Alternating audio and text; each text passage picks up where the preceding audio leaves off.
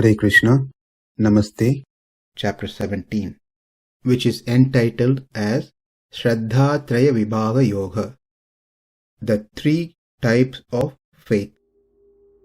Sloka 10, Part 7. Yāta-yāmaṁ gata-rasaṁ pūti paryuṣitaṁ ca yat ucchiṣṭam api cāmedhyaṁ bhojanaṁ tāmasa-priyam. Food prepared more than 3 hours before being eaten, food that is tasteless, decomposed and putrid, and food consisting of remnants and untouchable things is dear to those in the mode of darkness. At the end of the previous session, there was a couple of questions posted. Just restating those questions. If one should not eat the remnants, the leftover of anyone, then how can one take the remnants of Krishna? Also, Krishna is not in those exception list that was mentioned previously. The answer is right there in Bhagavad Gita, 9th chapter, 27th sloka, where Krishna himself directly answers, Yat karoshi yad ashnasi yad juhoshi tadasiyat yad tapasyasi kaunteya tat kurusva madarpanam. Whatever you do, whatever you eat, whatever you offer or give away, and whatever austerities you perform, do that, O son of Kunti, as an offering to me. And in the 3rd chapter, 13th sloka, Krishna says, Yajna shishtāshna santaha mushchante sarva kilbisaihi bhunjate te tvaham papa ye pachanti atmakaranat. One who cooks and one who eats food for their own satisfaction without offering to me, they simply eat sins. Whereas on the other hand, one who cooks, then offers to me, and then consumes it, are released from all kinds of sins. And in the 9th chapter, 24th sloka, Ahammi sarva yajñānaṁ bhokta ca prabhurevacha natu mam abhijananti tatvenatas chavantite. I am the only enjoyer and master of all sacrifices. Krishna doesn't have to be mentioned specifically in the exceptional list where we are allowed to have his ucchiṣṭam. Say if a corporate company, a particular department arranges a dinner program or a lunch program and has invited his team members, and suddenly the CEO of the company pops in, no one is going to say that you are not in the invitee list, therefore you are not allowed inside. Rather, they will be happy to have him. If they refuse, they may not have food for their next meal. This is just a crude example, but the idea is Krishna is the Supreme Lord. He doesn't need to be mentioned specifically in the list, so that argument is not valid, as it is stated in many places that one must offer, one must eat Krishna Prasad.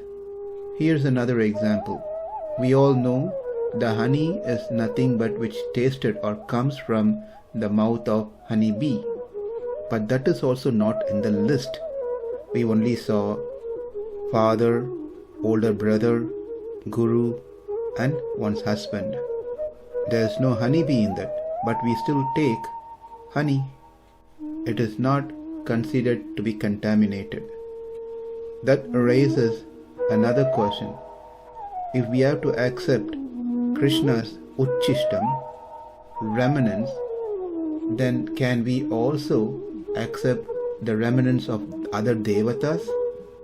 Because in some places of the Vedas it says one should not consume the food that is offered to the devatas, whereas in some places it says clearly that one should consume Vishnu Prasada, food that is offered to Vishnu. How do we understand or resolve this conflict? where some place it says one should not consume the food that is offered to any devata, whereas in some place it says one can have Vishnu Prasadam, one must have Vishnu Prasadam. It's simple. We just have to combine both to resolve this conflict. That is, one must know one should for sure honor Vishnu Prasad, but not any other devatas. In many Puranas, many literatures, the Prasadam of Krishna has been greatly glorified. We'll just see few. In Brahma Purana, it says Vishnu Prasadam is pure and needs to be honored by even sages, but that which is offered to other devatas are not pure, therefore one should not consume them. If they did, they have to find a praryuṣitaṁ, that is a process to nullify the reaction. In Ishvara Samhita, Lord Shiva says one should not consider Vishnu Prasadam to be ordinary, like those of other devatas. If they do so, they will go to hell. From these, and lot more, we can understand that one should consume Vishnu Prasad, whereas not any other devatas. Prasadam is also referred as nirmalyam, that which is free of any contamination, that which is pure by itself. As per Saiva Ahama, nirmalyam are of 6 types. Number 1, Lord Shiva's property. Number 2 is articles. Number 3, Naivedyam, the food that is offered. Niveditam, that's number 4, food that has already been offered. Number 5, Chandradravyam, that which is offered to Chandeshwara, Lord Shiva's associate. Number 6, Nirmalyam, the kumbham, the yagya pot and few other things which are used for inviting the devata. After the devata has departed, the items are kept aside. None of these 6 items should be taken by anyone. No one should accept them, bring them home, sell them, buy them. One should not give them as charity to anyone.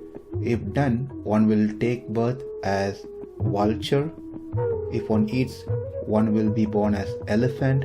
If one smell, one will be born as dog.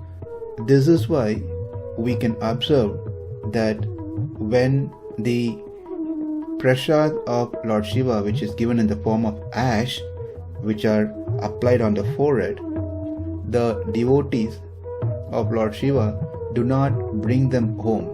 They just drop it in the temple, somewhere on the pillar or some place. Because the Saiva Agamas clearly says the Lord's property should not be taken. Then the next question comes, can we eat those prasadam that is first offered to Krishna and then the same prasadam is offered to devatas? Answer is yes, if it is done, the offering is done by Krishna's devotees, because they understand that it is the Supreme Lord Sri Krishna who is present as Paramatma, the Super Soul, within the heart of these devatas as well. So ultimately he is the one who is going to be pleased. Another question comes, can we offer Lord's Prasadam to Pitrus during the Shraddha time? It is recommended we only offer Prasadam to Pitrus because they are eagerly waiting for that Prasadam. If we don't offer Prasadam to them, they feel really miserable. They feel very bad. They will not be happy of our act. Let's see another question. Can we offer something which has already been offered to Krishna? Answer is yes and no. There are 2 types of items or articles, or 2 categories of articles that are offered to the Lord. One that deteriorate, the another one which doesn't. The one that deteriorates over the period of time are, for example, water, flowers, fruits, food. The one which does not deteriorate are ornaments, garments, things like that. Even when it comes to garlands, flowers, if the flowers are not spoiled, the same garland can be offered the next day as well, up to 3 days if it is in good condition. But not the fruits and food. We cannot cook and keep it in the fridge and offer it to Krishna. Or we cannot cook in the morning and offer at lunch. It is also said that the prasadam should not be given to those who are envious of Lord. One who doesn't have bhakti. This is mentioned in Ishvara Samhita. When one receives prasadam, one must receive with both hands and touch the prasadam with hands to the head, paying obeisances to it. Nowadays we have the plate system, where as soon as the prasadam is dropped on the plate, it immediately goes into the receiver's mouth. It is said that one who disrespects the Lord's prasadam, Lord's garland, the milk and other things that's used for Lord's abhisheka will go to hell for sure. One should not spoil the Lord's prasadam. One should not throw them away, bury them into a pit, dissolve in the water, or leave it for crows, mice, cat and dog to eat. So the question was asked, can we offer something which is already been offered? Yes, those articles like ornaments, etc. can be offered again and again, but not the food, not the water, and not the same fruits. Before consuming, honoring the prasadam, one should recite respective mantras and some prayers. Srila Bhaktivinoda Thakur greatly glorifies prasadam. He says, this material body is a network of ignorance, and the senses are one's deadly enemies, for they throw the soul into the ocean of material sense enjoyment. Among the senses, the tongue is the most ferocious and verily wicked. It is very difficult to conquer the tongue in this world. And he addresses us saying, "O brothers, Lord Krishna is very merciful. Just to control the tongue, he has given us the remnants of his own food. Now please eat these nectarian grains while singing the glories of their lordship Sri Sri Radha and Krishna, and in love call out Chaitanya Nitai." This beautiful prayer is in Bengali. It says, Sharira abhidyajal jodindriya tahe khal jive phale vishya sahare thare madhya jivayati lobhamoy sudharmati take jeta katina sansare Krishna bhoradhoyamoy kori bhare jiva joy swaprasad anna dhilo bhai sheyanna mrita bhav Radha Krishna gunagav preme dhako Chaitanya Nitai. By reciting these prayers, one can appreciate the prasadam that one received and be grateful to the Lord who has given us his remnants to purify ourselves and to develop unflinching love towards his lotus feet. Many times we see, even among devotees, hardly they remember to recite prayers before honoring the prasadam. We have seen even those who are not devotees, they have this habit, practice of just taking a morsel of food close to their forehead, closing their eyes, offer some prayers, and then bring the hand down to their mouth. to honor that food. But it is sad to see some devotees have no time to appreciate and honor the prasadam that's been received. In the Vedic tradition, before fully engaging in honoring the prasadam, there are 3 steps involved. Number 1, Vaishvadevam. Number 2, Antaryami Nivedanam. Number 3, Pranahuti. Let's understand what this process are. Vaishvadevam. In the process of preparing the bhoga, the food, we might have killed many living entities unknowingly. That includes the plants, trees, and many things. Prayachitta karma needs to be done to rectify this mistake, and that is what this Vaishvadevam is. Taking a little portion of the prasadam, the food that is offered on the leaf or plate, and call out certain devatas' name and offer them and place it on a corner of the plate. And then one gets permission mentally from the Lord himself before consuming that prasadam. One may argue saying, well, it has already been offered to Krishna, then where is the sin in that? There is no such things. It's a very true statement. We are not talking about the quality of the prasadam here. We are not telling whether this food is pure or impure. That is not the discussion here. But the act that we had performed before certainly has certain reactions. We prepared food using the stove, and it burns many unseen living entities. In the process of purchasing these ingredients, we could have killed many living entities. There are a lot of ways that we could have committed many sins. For that reason, we have to do this prayachitta karma, which is called Vaishvadevam. Once that is done, the second step is Antaryami Nivedanam. We have to offer the grain first to the Lord who is situated in the heart as Paramatma, as Antaryami.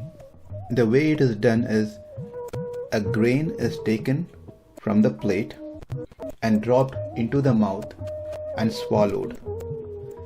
That grain should not touch the teeth. This is done through pranahuti. With fingertips, take little food, chant the prana devatas mantras, swallow it without touching the teeth. This has to be repeated 5 times. And after this process is done, one can start having the prasadam.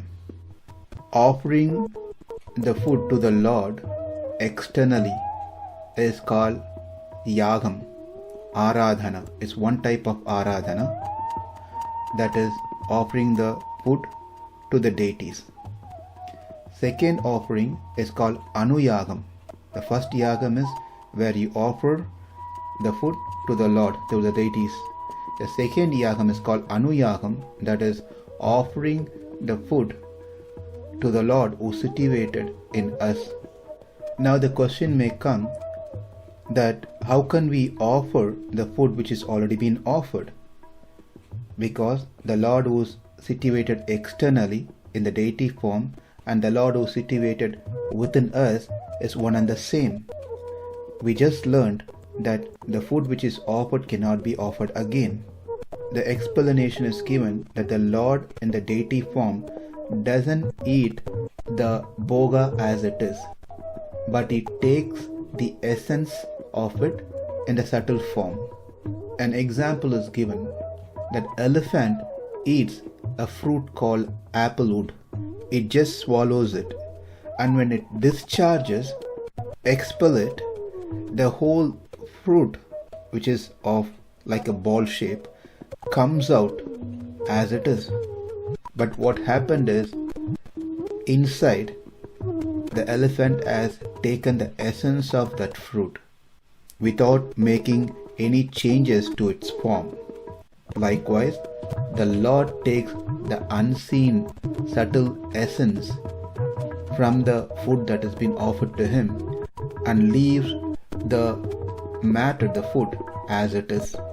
And when that is offered to the super soul through the process that's been explained, now the antaryami eats the bhoga, the food. And this is the consciousness that one should have while eating. That I'm doing a anuyaga. Anuyaga means I'm doing an offering to the Lord who is situated within my heart. The traditional way of honoring prasadam has more details. We just outlined few here. So the point to explain this is to know how fortunate those who are following Krishna consciousness, that the process is made much easier by just chanting a mantra and couple of prayers. Therefore, at least we should follow that correctly and be thankful to Prabhupada, who, knowing our condition that we may not do everything, gave us a simplified version of honoring prasadam.